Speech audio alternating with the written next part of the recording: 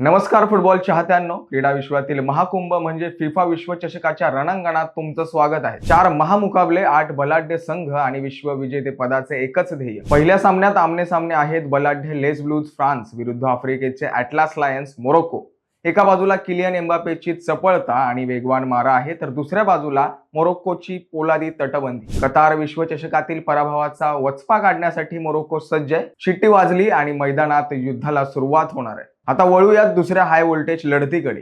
तिकीटाका फुटबॉलचा बादशाह स्पेन विरुद्ध बेल्जियमची गोल्डन जनरेशन। स्पेनचे खेळाडू आपल्या अचूक पासिंगने मैदानावर जाळे विणायला सज्ज आहेत, पण बेल्जियमचा केविन डी ब्रुयनेच्या नेतृत्वाखाली आक्रमणाला कमी लेखून चालणार नाही। हा केवळ सामना नाहीये, तर रणनीती आणि बुद्धिमत्तेची कसोटी असणार आहे। मित्रांनो, तिसरा मुकाबला आहे वैयक्तिक ताकद विरुद्ध शिस्तबद्ध सांघिक खेळाचा। थ्री लायन्स इंग्लंडचा सामना होतोय नॉर्वे सोबत। संपूर्ण जगाचे लक्ष एकाच नावावर खेळलंय, अर्लिंग हालांड।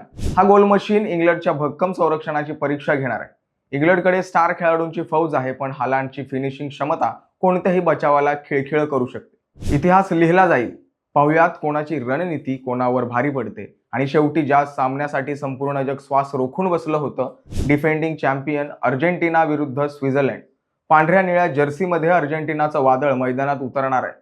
स्विस संघ आपल्या अतिशय शिस्तबद्ध आणि अभेद्य खेळासाठी ओळखला जातो, पण अर्जेंटिनाच्या आक्रमणासमोर त्यांची भिंत टिकणार का?